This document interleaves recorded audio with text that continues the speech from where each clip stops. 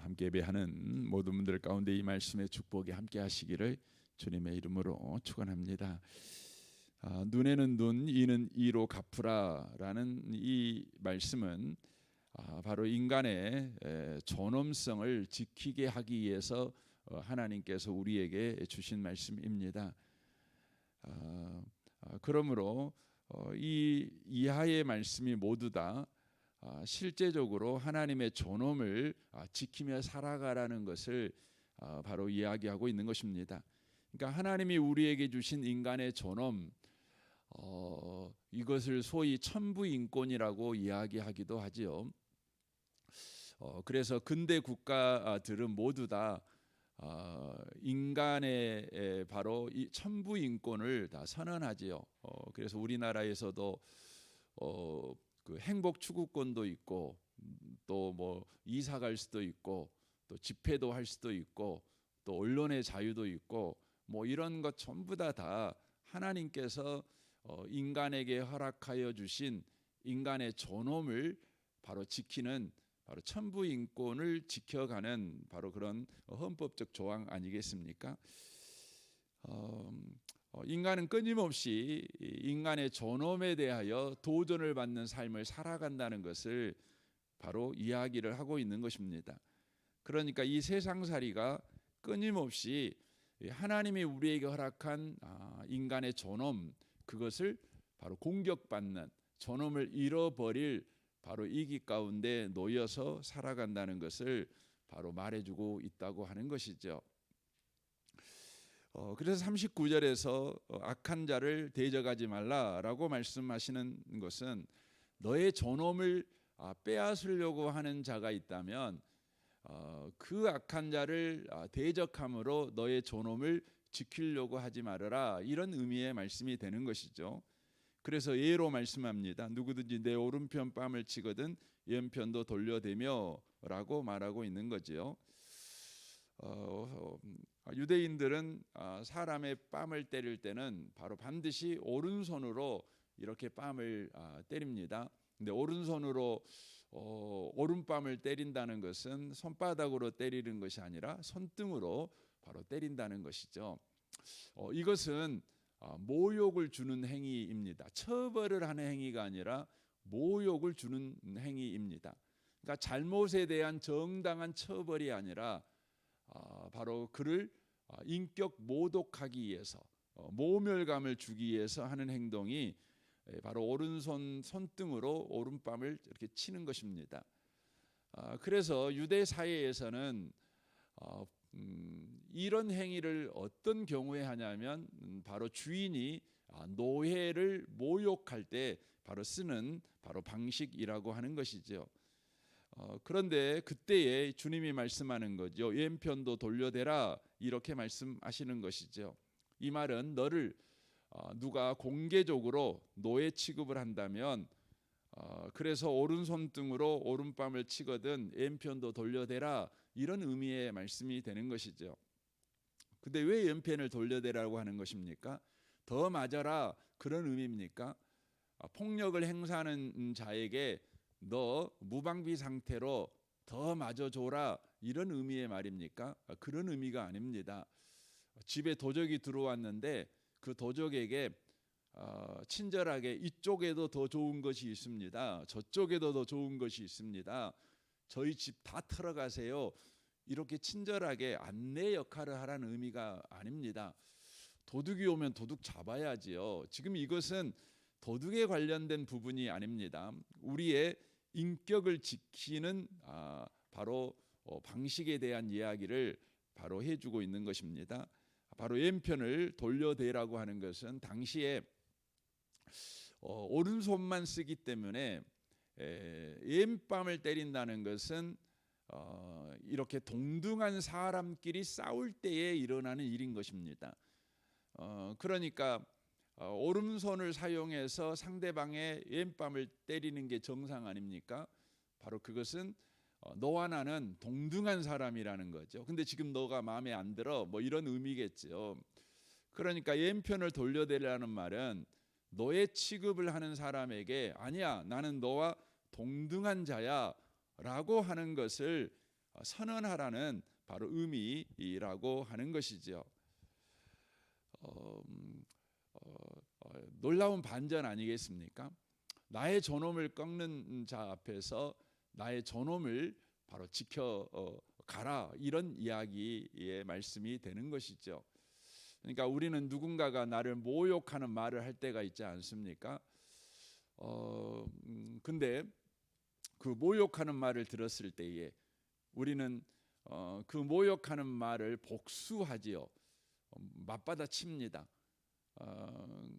그러나 주님이 우리에게 말하는 것은 그가 모욕하는 말을 할 때 너의 존엄을 지키는 그런 말을 할 줄 알아야 된다는 의미의 말이 되는 것이죠. 이것을 이제 성경적으로 이야기하면 소위 유머 센스가 있어야 된다는 것을 이야기를 하는 것입니다. 그러니까 여러분, 그 굉장히 차가운 분위기, 내가 굉장히 몰리는 분위기가 있을 수 있잖아요. 그때에 그 모욕을 유머로 바꿀 수 있는 그런 그 은혜가, 그런 힘이 저와 여러분에게 바로 있어야 된다는 것을 말하는 것이죠. 그러니까 그 남편이 여러분을 모욕했어요. 그때에 아내가 자기의 존엄을 지키는 거 뭡니까? 그 모욕을 받아가지고 나도 더 모욕을 남편에게 줘서 나의 존엄을 지키는 것은 그건 세상 방식이죠. 그건 존엄을 지키는 것이 아니죠. 남편도 아내도 함께 바로 모욕을 받는, 함께 바로 추락하는 방식을 택하는 것 아니겠습니까? 그러나 그때에 아내들이요, 그냥 표정을 밝게 하면서 더 그것을 뛰어넘는 언어 사용을 하는 것이죠. 그래서 일시적으로 남편이 부끄럽죠. 아내의 존엄은 손상되지 않고 또 남편의 존엄도 깎아내리지 않고 함께 존엄을 지키는 바로 방식을 취하는 것이죠. 이것이 성경에서 지금 말씀하고 있는 왼판을 돌려대라라는 의미의 말입니다. 그래서 여러분과 제가 평상시에 언어의 힘을 하나님께 구하는 게 참 중요합니다. 그래서 성경 사도행전 2장에 보면 오순절 날에 성령이 임하잖아요. 그때 사람들이 그 사람들을 뭐라고 조롱합니까? 저 사람들 술 취한 사람이야, 낮술 먹은 사람들이야, 이렇게 조롱하지 않습니까? 근데 베드로가 나서서 뭐라고 합니까? 아니다, 이것은 요엘서에서 하나님의 약속하신 그 약속이 성취된 사건이다. 이렇게 바르게 진리를 가르쳐 줍니다. 그러므로 말미암아서 어떤 일이 벌어집니까? 조롱받았던 그 환경이 도리어 역전이 되어서 하루에 3,000명이나 주님께 돌아오는 바로 일이 바로 벌어지는 것을 바로 보게 되어집니다. 참 놀라운 장면들이 사도행전에는 많이 기록이 되어져 있습니다. 그 장면은 바로 오른밤을 맞았을 때 왼밤을 돌려대는 바로 그런 행위에 바로 해당된다, 이렇게 말씀을 드릴 수가 있는 것입니다. 두 번째, 속옷을 달라 하면 겉옷까지 주어라라고 이야기를 하고 있는 것이죠. 유대인 사이에서는 옷을 어떻게 입었냐면 속옷과 겉옷으로 입었습니다. 우리 성경은 속옷 그러면 여러분과 저는 당장 생각하는 게 뭐 팬티나 뭐 이런 걸 생각하지 않겠습니까? 그러나 유대인 사회에서 속옷은 그것이 아니고 이제 우리가 보통 입는 와이셔츠라고 생각하시면 됩니다. 와이셔츠. 그래서 그 서양에서는 와이셔츠도 여러분 속옷으로 취급하죠. 이제 우리는 그 이에 그 남자들은 이 와이셔츠가 속옷이라는 것을 이제 이해하시는 분들은 안에 사실 메리아스를 안 입죠. 그냥 속옷만 그 와이셔츠만 있습니다. 원래 그게 그 복식입니다. 저도 그냥 메리아스 입죠. 그냥 그리고 와이셔츠를 입죠. 우리는 한국 사람이니까. 하지만 그 서양 사람들은 와이셔츠가 속옷입니다. 유대 사회도 마찬가지입니다. 그러니까 와이셔츠 같은 속옷을 입는데 그것이 통으로 돼서 저 발까지 내려오는 속옷을 바로 입는 것이죠. 그리고 겉옷을 입습니다. 이 겉옷은 망토같이 되어 있어서 이것이 밤에는 이불로 쓰여지는 것입니다. 그래서 유대 사회에서는 저녁이 너무 춥지요. 사막 기후이기 때문에. 그래서 이 겉옷이 있어야 그 겉옷을 가지고 이불로 사용해서 덮고 자는 것입니다. 덮고 자는 것이죠. 그런데 어떤 사람이 재판을 걸었어요. 내 속옷을 뺏겠다는 것이죠. 여러분, 속옷을 뺏겠다고 재판을 거는 경우는 거의 없지 않습니까? 그러니까 속옷을 뺏겠다고 재판할 정도면 나를 고소한 사람이 얼마나 악한 사람이고 내 인생을 착취하려고 하는 탈취자라는 것을 우리가 알 수가 있는 것이죠. 그러니까 내 속옷을 뺏겠다고 재판을 이제 거는 거지요. 그러면 여러분, 속옷을 뺏기면 어떻게 됩니까? 여러분과 제가 민망하게 되는 거 아닙니까? 부끄럽게 되는 것 아니겠습니까? 그러면 저와 여러분은 재판장에 가서 그렇게 빌지 않겠어요? 제발 속옷만은 봐주세요. 제가 가난해서 아무것도 당신한테 드릴 건 없지만 제발 속옷만큼은 봐주세요. 제가 얼마나 부끄러운 사람이 되겠습니까? 하고 우리가 빌게 되겠죠. 빌게 되겠죠. 내게 자비를 베풀어 주십시오 하고 요구를 하겠죠. 우리 하나님은요, 그거 하지 말라는 것입니다. 너를 착취하고 너에게 불의를 행하는 자에게 매달려 가지고 제발 한 번만 봐주세요. 살려주십시오. 그렇게 고개 숙여서 너의 존엄을 그런 자의 손에 맡기지 말라. 이것이 뭐냐면 속옷을 달라고 할 때 겉옷까지 줘버려라, 이렇게 말하는 거죠. 여러분, 속옷까지 달라고 하는데 그냥 다 줘버리면, 겉옷까지 줘버리면 진짜 알몸이 되는 거 아닙니까? 그러면 어떻게 되는 거죠? 부끄러움을 넘어서 그날 저녁에 얼어서 죽습니다. 여러분, 이 말씀은 예수님께서 너 오늘 밤에 얼어 죽어라, 그런 의미의 말입니까? 아닙니다. 어떤 의미의 말입니까? 이건 예수님의 약속입니다. 자신감이죠. 그래, 네가 이제 오늘 밤에 얼어 죽을 처지가 되겠지만 나는 너의 구원자야. 나는 너의 보호자야. 그러므로 내가 너를 책임져 줄게. 이런 의미의 말입니다. 그러니까 이 말은 이런 의미가 되는 거죠. 너의 탈취자인 사람에게 너의 존엄을 맡기지 말고 너의 구원자이신 하나님께 너의 존엄을 맡겨. 이런 의미의 말입니다. 하나님이 너의 존엄을 지켜줄 거야. 그러니까 인간에게 고개 숙이지 마. 그런 의미의 말입니다. 우리는 인생을 살아갈 때 얼마나 사람들한테 고개를 숙이며 삽니까? 여러분, 우리가 예의를 갖추기 위해서 사람에게 고개를 숙이는 건 귀한 일입니다. 여러분, 우리가 하는 모든 직업은요 봉사직입니다. 목사도 봉사직이고 여러분 하는 사업도 다 봉사직입니다. 우리나라에서는요 봉사직으로 이해하지 않죠. 다 그건 뭡니까? 생업이라고 말하죠. 생업이라는 게 뭐죠? 먹고 사는데 필요한 것, 살라고 그거 합니다. 생업이라는 말이 이 목숨 생자를 쓰잖아요. 이 날 생자를 써서 먹고 살라고 하는 일이 뭐냐면 우리 직업입니다. 이게 유교적인 생각입니다. 그러나 성경은 우리가 하는 모든 일은 뭐냐면 봉사입니다. 이것을 성경에서는 소명이라고 표현합니다. 소명. 하나님이 우리를 그 직업에 부르셨어요. 그래서 그 직업을 가지고 하나님을 섬기고 이웃을 섬기라고 우리에게 그 직업으로 부르신 거예요.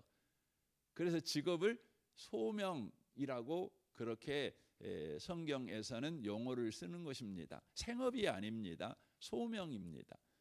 그래서 우리는 먹고 살라고 뭐해요? 먹고 살라고 치사한 손님이 와도 우린 비굴하게 고개를 숙이죠. 고개를 숙이죠. 그렇죠. 그러나 우리가 손님에게 고개를 숙이는 것은 생업 때문이 아니라 우리는 그를 섬기기 위해서. 이걸 지금 이야기를 하는 겁니다. 그러니까 사람에게 고개 숙이지 마. 지금 이 말은 인사하지 마. 그에게 최고의 서비스를 주지 마. 이런 의미의 말이 아니고 바로 네가 하는 모든 일이 바로 그 사람에게 너의 생명을 맡긴 자처럼 나의 먹고 사는 것을 그가 책임져 줄 사람인 것처럼 그에게 고개 숙이지 마. 하나님이 너를 먹여 살려줘. 하나님이 너를 책임져 줄 거야. 그러니까 하나님의 사람으로 여전히 살아가. 이런 의미의 말씀이 거독까지 줘라. 이런 의미의 말입니다. 그러니까 오늘 여러분 하루를 살아갈 때요, 그냥 먹고 살라고 살지 마시고요, 하나님의 봉사자로 살아가셨으면 좋겠습니다. 하나님이 내 인생 책임져 주니까 하나님이 주신 그 은혜의 그 풍성함을 가지고 상대에게 웃음을 나눠주는 거죠. 기쁨을 나눠주는 거죠. 친절을 나누어주는 것이죠. 위로를 나눠주는 것이죠. 그렇습니다. 그래서 저는 예수 믿는 사람들이 사업을 많이 했으면 좋겠어요. 그 먹고 살라고 사업 하지 말고 더 많은 사람들을 내가 받은 은혜로 섬기기 위해서. 그건 그 사람들에게 돈을 펑펑 준다는 의미가 아니라 내가 받은 은혜가 너무 많잖아요. 사랑도 있고 오래 참음도 있고 자비도 있고 양선도 있고 충성도 있고 뭐 절제도 있고 뭐 그러잖아요. 이것들을 나눠주는 것입니다. 이렇게. 그래서 여러분 그 사업하는 것입니다. 얼마나 멋진 일인지 모릅니다. 얼마나 귀한 일인지 모릅니다. 또 직업도 우리가 직장 생활도 그 마찬가지라고 하는 것이죠. 또한 주님은 누구든지 너로 억지로 오리를 가게 하거든 그 사람과 심리를 동행하고라고 말을 합니다. 여기에 억지로 오리를 가게 하거든 이 표현은 법정 용어입니다. 법 용어입니다. 노마법에 의하면 노마 군인은 식민지 백성에게 자기의 짐을 지게 해서 오리까지 걷게 할 수 있습니다.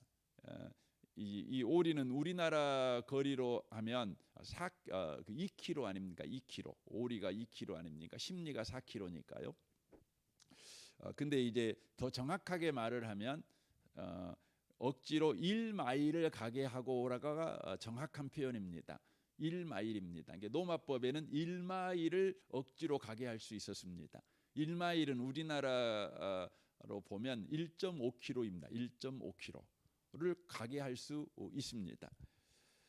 그러나 노마법은 더 이상 데리고 가게 되면 바로 불법입니다. 그래서 그 노마 군인이 바로 처벌을 받게 된 법이 바로 억지로 오리를 가게 하는 바로 법이라고 하는 것이죠. 이걸 소위 바로 이야기할 때에 강제 노역, 징발 이런 그 용어라고 말씀을 드릴 수가 있는 것이죠. 그러니까 노마 군인이 지나가다가 당시의 유대인들은 노마의 지배 아래 있었기 때문에 식민지 백성이잖아요. 그러니까 그냥 뜬금없이 잡아다가 자기 짐을 지게 하는 것이죠. 이 장면이 십자가를 지는 예수님에게서 나타나잖아요. 예수님 십자가 지고 가다가 넘어지잖아요. 그러니까 누구를 강제로 지게 만듭니까? 구레네 시몬을 강제로요 십자가 지게 만듭니다. 그것은 불법이 아니었어요. 그것은 노마법을 정당하게 바로 시행하는 것입니다. 그래서 구레네가 십자가를 지고 가게 되는 것이죠. 십자가를 억지로 지고 간다. 노마 군인이 져야 될 짐을 억지로 지고 간다. 그건 어떤 의미입니까? 내가 식민지 백성이라는 거죠.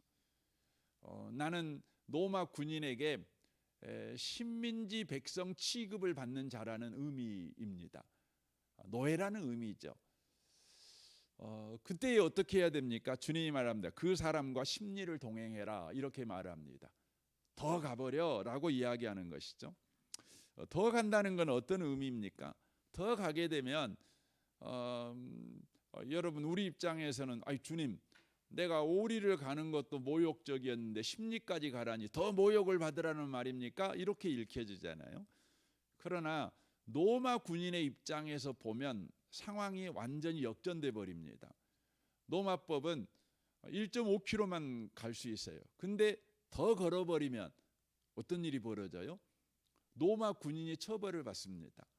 그러니까 내가 더 걷겠다고 하면 이걸 누가 막아요? 로마 군인이 막는 겁니다. 안 돼. 더 걸으면 안 돼. 내가 더 걷겠다고 고집을 피우면 제발 걷지 말아주라고 내 바지가락을 잡게 될 것입니다. 그러면 어떤 상황이 되죠? 1.5km까지는 노예였는데 더 걸어버리면 뭐가 되죠? 자유인이 되는 거예요. 자유인이 되는 겁니다. 그러니까 너를 노예 취급하는 자가 있다면 너는 반드시 자유인이라는 걸 선언해야 돼. 너의 존엄을 바로 빼앗기면 안 돼라는 의미의 말씀이 여러분 이 말씀이지요. 이 말씀이지요.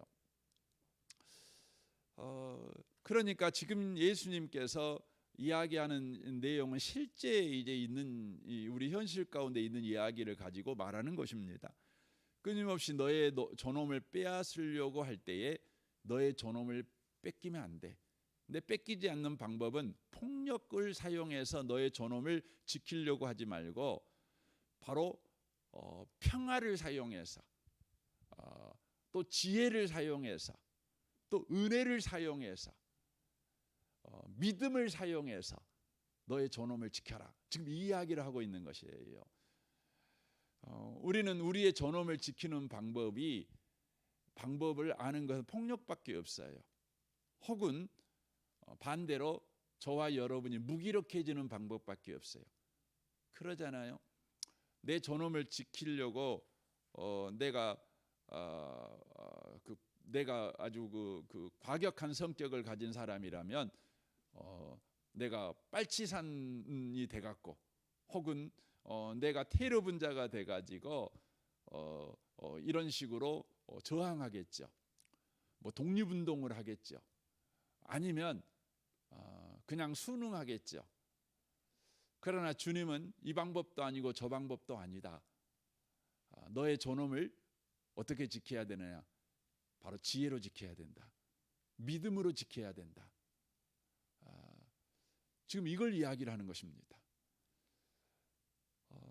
사실 우리가 이 이야기를 들었을 때요, 우리 마음에 주님 참 그러고 싶은데요, 잘 안 돼요. 나를 무시하는 말을 들으면 잠을 못 자겠어요. 내가 왜 그때 가만히 있었을까? 내가 더 저 사람을 밟아버리는 말을 했어야 되는데 우리는 그렇죠. 그런 마음이 우리 가운데 들지요. 분명히 이 말씀이 귀한 말씀이지만 이 말씀대로 우리는 못 살아요. 이 마음이 듭니다. 이 마음이 듭니다. 그래서 주님은 우리에게 뭐라고 말합니까? 그래, 너 이 말씀대로 못 살 거야. 그러니까 나를 봐. 이러시는 겁니다. 주님을 보라는 것이죠. 그래서 히브리서 12장에 그렇게 말하지요. 믿음의 창시자요 완성자이신 예수를 바라봅시다. 제가 세 번역으로 읽겠습니다. 그는 자기 앞에 놓여 있는 기쁨을 내다보고서 부끄러운 마음을 마음에 두지 않으시고 십자가를 참으셨습니다. 그리하여 그는 하나님의 보좌 오른쪽에 앉으셨습니다. 자기에 대한 죄인들의 이러한 반항을 참아내신 분을 생각하십시오. 그리하면 여러분은 낙심하여 지치는 일이 없을 것입니다. 라고 말합니다. 십자가의 예수를 바라보라는 것이죠. 왜 십자가의 예수를 바라보라고 그러는 것입니까? 바로 십자가에서 예수님께서 오늘 본문 말씀을 단 하나도 빠뜨리지 않고 그대로 지키셨기 때문에 그렇습니다. 그래서 예수님은 오른밤을 맞으셨죠. 그렇죠. 모욕을 받으셨죠. 그러나 예수님은 모욕으로 갚지 않으십니다. 겉옷이 벗겨집니다. 그러나 예수님은 그들을 축복하십니다. 십자가를 억지로 지십니다. 그러나 예수님은 십자가를 억지로 지는 로마 병정이 지은 그 십자가를 순종함으로 짊어지고 가십니다. 그렇게 하심으로 예수님은 예수님 자신이 바로 하나님의 아들이신 것을 친히 드러내십니다. 그러니까 폭력으로 천사들을 동원해 가지고 예수님을 깎아내리고 모욕하는 자들을 멸망시킴으로 예수님 자신의 존엄을 지키시는 것이 아니라 바로 믿음으로, 순종으로, 축복함으로 예수님의 존엄을 지킵니다. 그때 백부장이 뭐라고 말합니까? 저분은 하나님의 아들이다, 이렇게 이야기를 합니다. 여러분, 예수님의 십자가의 지심과 우리가 그렇게 살아갈 수 있는 것, 그래서 예수님을 바라보라는 것, 이것이 어떤 관계가 있는지는 여러분이 내일 또 들어보시면 좋겠습니다. 오늘 하루를 여러분 살아갈 때에요, 오늘도 십자가의 예수를 바라보십시오. 그리고 여러분에게 주신 하나님의 은혜를 조차 지혜를 사용하시고 믿음을 사용하시고 또 축복권을 사용하시고 그리하여서 여러분의 존엄을 지키는, 그리고 상대의 존엄도 지켜주는 그런 아름다운 하루를 살아내시기를 주님의 이름으로 축원합니다. 아멘. 우리 같이 기도하겠습니다.